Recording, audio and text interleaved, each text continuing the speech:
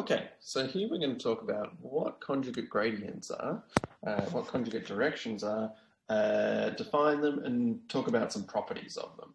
So the thing that we've been talking about is the conjugate gradient method, and it's nice. It's a nice method for minimizing quadratic functions. It has this really important property that we need to get to a point where we can prove, which that it actually terminates, it actually finds the minimizer in no more than n steps.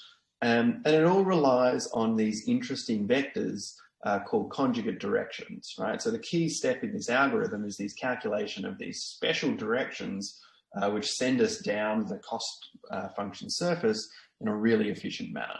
So what we have to do is we have to define what those conjugate directions are, and we're going to need to prove some interesting properties about them, which will let us prove the big theorem. So let's get into it. So here's what a conjugate direction is. So it's very similar to directions being orthogonal. So if you remember what it means for two directions to be orthogonal in linear algebra, it's that their dot product is equal to 0. Right? So two directions are orthogonal or at right angles to each other if their dot product is equal to 0. A conjugate direction is exactly the same sort of thing, except we talk about being conjugate with respect to a matrix A. So instead of having the dot product, we have U1 transpose times A times the direction U2. If that's equal to U2 transpose times A times U1, and if that's equal to 0, then we say that the two vectors U1 and U2 are conjugate with respect to the matrix A. Right, so so the definition's there. Importantly, it doesn't really make this definition is sort of trivially true if either U1 or U2 are equal to 0. Right, multiplying anything by 0 is equal to 0. So it's not a very interesting definition. It's trivial if U1 and U2 are 0. But really, this is a generalization of the dot product and what it means to be. It's a generalization of what it means to be orthogonal. To be at right angles to each other, to a general matrix A. So, in particular, a special case of this, well, let's make that a bit thicker. A special case of this is going to be if A is the identity matrix, right, then I have that U1 transpose times the identity times U2, right, is equal to U2 transpose times U1, identity just disappears away, is equal to 0. And that's the usual definition of orthogonality, right? Because U1 transpose times U2, that's the definition of the dot product. So this is literally just writing out U2 dot U1 is equal to 0. That's exactly orthogonality. So conjugate directions is a generalization of orthogonality into a general matrix. So here's an example. So there's two vectors. They're conjugate with respect to that matrix A. Let's go and show that really quickly. In fact, I'll even just do it above here. It's so quick to do this. So U transpose times A times V. Let's do that. So U transpose is 1, 0 times A is 2, 1, 1, 3. Times V is 1, negative 2. So let's do the second bit first. So 2 times 1 plus 1 times negative 2 is 0. 1 times 1 take away 3 times negative 2. So 1 times 1 take away 3 times negative 2. Take away 3 times 2, is 1 take away 6. So this is 1, 0 times 0, negative 5. That's equal to 1 times 0, 0 times negative 5 is equal to 0. Right? And so I could do that in the other direction as well. Maybe I'll leave that for you to check that if you take V transpose times A times U, you get 0 there again. So there are two vectors that are not orthogonal to each other, right? The dot product of U and V is not equal to 0. So they're not at right angles to each other, but they're conjugate with respect to that matrix A. And that's the important thing. Okay, so some theorems, some nice properties about these conjugate directions. So the first one is that here's a way to show that they always exist. So if A is an n by n real symmetric matrix, then there exists a set of n non-zero vectors that are the eigenvectors of A that are mutually conjugate with respect to A. So essentially that's just saying that a set of conjugate directions for a matrix A are the eigenvectors of A, right? And so the trick to demonstrating that is to think about what it means for A to be diagonalized. So if you remember back to diagonalization, right? The whole idea of diagonalization is that I can write down a matrix V and a diagonal matrix D, where D contains the eigenvalues and V contains the eigenvectors, such that this property holds there, such that V transpose times A times V is equal to a diagonal.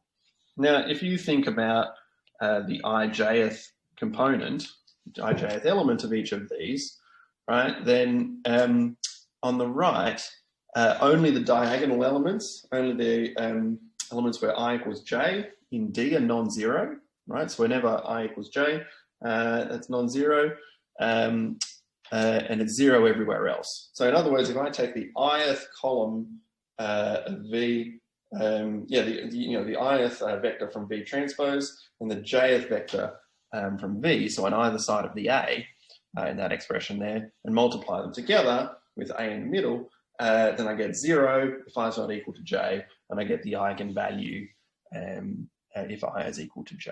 So the proof there just comes directly from the diagonalization of A. So these conjugate directions always exist because we can always, whenever we can diagonalize a matrix. And how do you actually construct these? So how do you actually find these conjugate directions? So if you remember a way to, if you remember back to linear algebra in Maths 1, then a way to come up with a set of basis vectors, a set of vectors which span the space, is to do this process called Gram-Schmidt. That gives you a set of linearly independent vectors, sort of linearly independent directions. And so you can do exactly the same thing here. This expression is really just doing the Gram-Schmidt process that you learned for constructing linearly independent vectors. Again, but with, you have these A's in here, you have a slightly different expression. So a way to construct these is you start with a set of basis vectors. So, the elementary 1, 0, 0, 0, 0, 1, 1, 1, 0, 0, 0, etc. And you use those to construct a new set of linearly independent vectors. They'll be mutually conjugate with respect to A. So the proof of that is just exactly Gram-Schmidt. What's probably more useful for us to do would be to shove a new page in here and to actually show you how you construct these things. So let's make that a little bit less thick. Let's let my first direction, u1, be equal to the first elementary basis vector. So that would be 1, 0, 0, 0, 0, 0. So that's a good way to start. And let's let the second direction here be a particular vector. So let's create some new vector, which is the second basis vector, second elementary basis vector, subtract some component of u1. Right, so we're just going to construct that, and now I want to choose this beta here, this real number, such that u2 is conjugate to u1. So here I want u1 transpose times A times u2, right? I want that to be equal to 0. So let's just plug in. So u2 is equal to E2 take away beta 2, 1, take away u1. Let's expand that out again. So U1 transpose A, E2, take away beta 2, 1 times U1 transpose A, U2. Sorry, there's a U1. I want that to be equal to 0, right? So if U1 is going to be conjugate to U2, then I want that expression there to be equal to 0. So I can just solve that, right? So I can just make beta 2, 1 be the subject. And what am I going to get? I'm going to get U1 transpose A, E2 divided by U1 transpose A, U1. And that's the first expression That's exactly the first term in that. Right? And so I could keep going, right? So the next vector I would want to create is U3, right? And I'm going to want to do the Gram-Schmidt process again. So I want E3 to subtract off some component of U1 and then some component of U2. And what I want to do is I want the exact same property. I will want here that U1 transpose A U3, right? I want that to be equal to 0, and I also want U2 transpose A U3 to be equal to 0, right? And so if I do that, if I do the exact same process of actually plugging in what U3 is into that expression and rearranging, making these beta 3.1 and beta 3.2 the subject of each of these, then I'll get expressions that look like this. So I get that Gram-Schmidt. I get that Gram-Schmidt process coming out there. Again, let's just do one of those, and I'll let you do the rest of them. So let's do the first one here. So let's actually plug it in. So U1 transpose times A times E3 take away beta 3.1 U1 take away beta 3.2 U2. Let's plug that. Let's plug that in. I'll expand this out underneath here. So U1 transpose A E3 take away beta 3.1 U1 transpose A U1 take away. Here's the important bit: beta 3.2 U1 transpose A U2. So I want I'll raise that bit there so I can look at this better. I want this to be equal to 0. What's the important bit here? If U1 and U2 are conjugate, as I've just demanded up here, I've demanded that that dot product, that product there is equal to 0. That means that that is equal to 0, and I can rearrange, right? So I've got just two terms here. I make that beta 3.1 the subject, and I get an expression that looks a lot like that. And is always going to be of this form. So that's how the Gram-Schmidt process works. That's how you can construct conjugate directions. And already, if I scroll back a few steps, that's kind of the secret of what's going on here, right? Like that's kind of how we construct these directions in our conjugate gradient method. You can see that that coefficient there, that beta, looks a lot like these expressions that I just derived. This expression here, and that's the idea. You just are using the gradient of the function rather than a set of standard basis vectors. Cool. So that's how you construct them. Now here's a couple of nice properties. So I need to tell you a couple of properties of these vectors, and then we'll be able to prove this theorem that we really want to get to here. So the first thing to say is that conjugate directions are independent. So if I have a set of mutually conjugate vectors with respect to a positive definite matrix A, then those vectors, those conjugate directions are linearly independent. So let's just show that. So let's let alpha 1, alpha 2, alpha j, all the way up to alpha k be real numbers, such that alpha 1 u1 plus alpha 2 u2 plus dot dot dot dot dot dot alpha j uj plus dot dot dot dot dot alpha k uk. So that linear combination is equal to 0. All right, so I'm going to construct something that looks like the definition of linear independence here. Now what I want to do here is I'm going to multiply this by, for any value j, let's multiply this by uj transpose A. And if I do that, I'm going to get uj a u1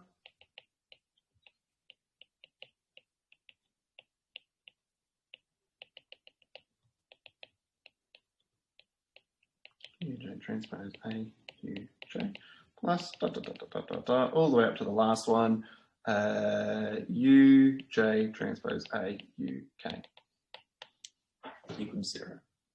Okay. Now if I do that, everything's 0 here, right? If these vectors are mutually conjugate, that means that anything apart from uj and uj, the product of those is equal to 0. Right? So I'm left with alpha j uj transpose a uj is equal to 0. That's the only term that survives by the definition of conjugate directions. But the whole point of conjugate directions is that this product, right, that's not equal to 0.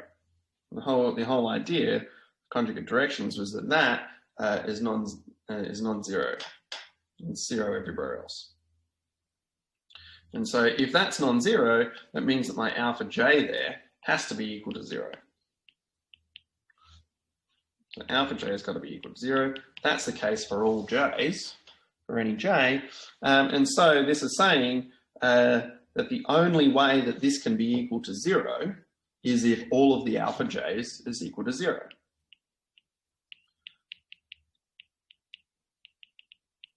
Which is exactly what it means for those vectors to be linearly independent. So we've just shown that all of my conjugate directions U1 up to UK are linearly independent. So that's a nice fact, right? So conjugate directions are also linearly independent. Now, why do we care about such an abstract result in linear algebra? Why are linearly independent vectors important?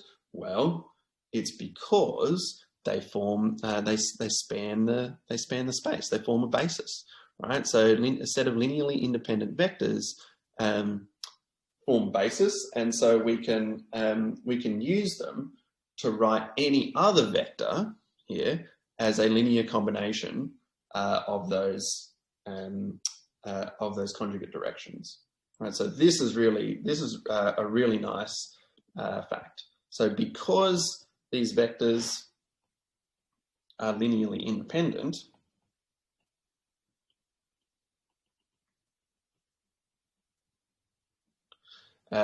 which means they form a basis for Rn. So they span the space here, which means there exist scalars alpha 1 up through alpha n. Oops. So real numbers, such that I can write V as a linear combination of these alpha k's, right? That's what it means. That's an immediate consequence of these UKs being linearly independent. They form a basis, so I can write any other vector as a linear combination. And all I have to do now is figure out what these alpha k's actually are. So let's multiply both sides by do exactly the same trick as I did before. So let's multiply both sides by uj transpose A. If I do that, I'm going to get alpha k uj transpose A times uk. Right? Now that's only non-zero. There's only one term that survives there. So if these vectors are conjugate, then it means that's equal to 0, except for when j equals k. Right? So the only term that I have to, that survives here, right, so it's going to be 0 plus 0 plus dot dot dot dot dot plus alpha j uj transpose a uj plus dot dot dot dot dot plus 0 plus dot dot dot dot dot. Right? And so I have that, I have this expression, right? I have that, let's write it. Let's circle the bits I need. So I have that is equal to that. And so all I have to do is figure out, is rearrange this to get alpha j. What is alpha j? You can see that alpha j is going to be exactly that. Right? You come from solving this. So that's just the way to write any vector as a linear combination of my conjugate directions. Why? Okay, that's all the, they're all the nice properties that I want to tell you about conjugate directions. Why do we care about all these abstract results? Well, it's because we can now prove this result here. So we've got all the machinery that we need. In particular, the big thing that we need is we need this last result here. We need that I can use my conjugate directions to write, as a basis and to write any other vector. And now I've actually got all the bits that I need to prove this theorem. And that is what we will do in the next video.